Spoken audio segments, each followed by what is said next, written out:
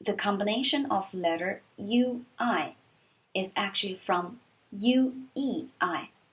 When we write it in pinyin, usually we drop the letter E in between. So in the words, usually you only see UI, but the pronunciation is actually from UEI. So the combination of letter UI together is pronounced as way, way. And the words down here are 灰, 回, 回, 会.